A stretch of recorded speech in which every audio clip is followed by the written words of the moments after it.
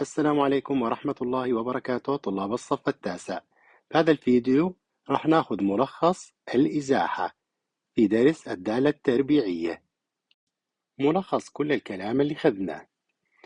عندي عدد ممكن يكون مع السين وعدد برا ما له علاقة بالسين.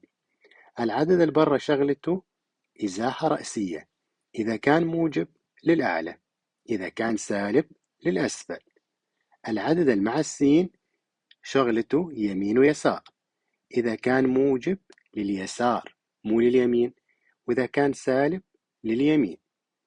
إذا بي إشارة برا أقول له انعكاس في محور السينات.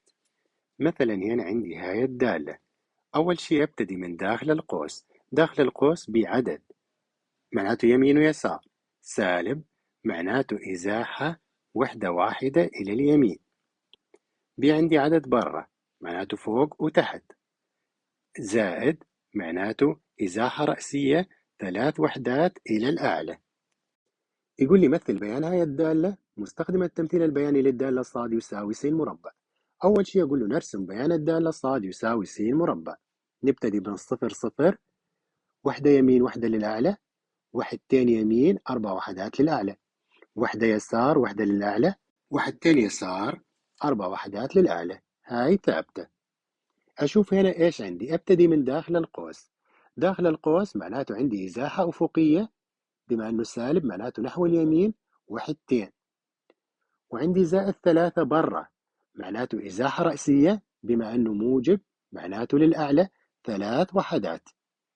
هنا شلون أرسمه؟ أجيب الرأس، إزاحة نحو اليمين أفقية 1 2، ثم للأعلى 3 وحدات 1 2 3، صار الرأس هنا. أجي عادينا نفس الطريقة، وحدة يمين وحدة للأعلى، هاي النقطة، وحدتين يمين 4 وحدات للأعلى، هاي النقطة، وحدة يسار وحدة للأعلى، هاي النقطة، وحدتين يسار 4 وحدات للأعلى، هاي النقطة. أوصل بيناتها. لبقية الدرس وباقي دروس الكتاب مع الحلول يمكنكم التواصل والاشتراك. والسلام عليكم ورحمة الله وبركاته.